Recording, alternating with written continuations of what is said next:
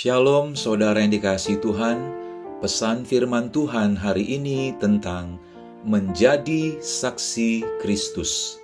Mari dengarkan renungan harian Bread of Life yang diambil dari 1 Tawarik 16 ayat 24. Ceritakanlah kemuliaannya di antara bangsa-bangsa dan perbuatan-perbuatannya yang ajaib di antara segala suku bangsa. Daud mengerti bahwa kemuliaan Tuhan tidak hanya untuk dinikmati oleh umat Tuhan, tetapi harus diberitakan kepada semua suku bangsa. Daud telah mendengar kisah bagaimana perbuatan Allah di masa lalu. Tuhan yang telah melepaskan umat Israel dari perbudakan di Mesir. Betapa kehadiran Tuhan dengan kemuliaannya telah menyertai umat Israel dan memberikan kemenangan demi kemenangan. Daud juga menyadari bahwa kemuliaan Tuhan yang terdapat pada tabut Allah lebih utama dari segalanya, sehingga bangsa-bangsa akan mengetahui bahwa tanpa hadirat Tuhan, maka bangsa Israel tidak akan pernah ada di bumi ini. Tuhan yang benar bukan hanya Allahnya bangsa Israel, tetapi Dia adalah Allah atas seluruh bumi ini. Inilah alasan mengapa Allah memilih umat Israel untuk menjadi umat pilihannya. Bukan berarti Allah itu tidak mengasihi bangsa yang lain, tetapi Allah hendak memakai bangsa Israel untuk menunjukkan kepada bangsa yang lain bahwa Allah yang disembah oleh bangsa Israel itulah Allah yang benar. Karena itu, semua bangsa perlu mendengar tentang kemuliaan dan perbuatannya yang ajaib. Melalui puji-pujian yang dinaikkan Daud, ada pesan yang diperintahkannya kepada segenap bangsa Israel. Pesan yang berupa perintah itu adalah agar mereka mengabarkan kemuliaan Tuhan kepada segala suku dan bangsa.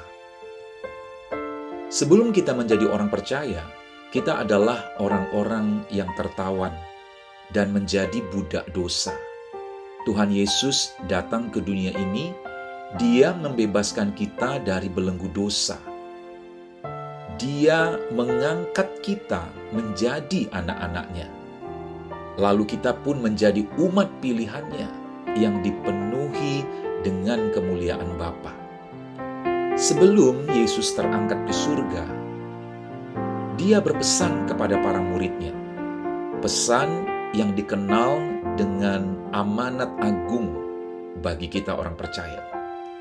Sama seperti umat Israel diperintahkan oleh Daud, demikian Tuhan Yesus juga memberikan perintah.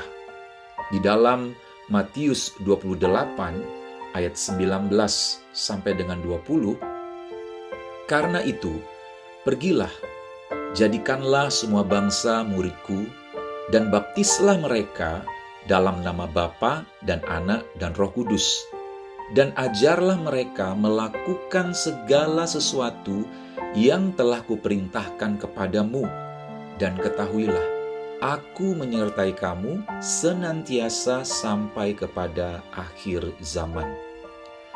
Tuhan mempercayakan kita untuk menjadi saksinya di dunia ini.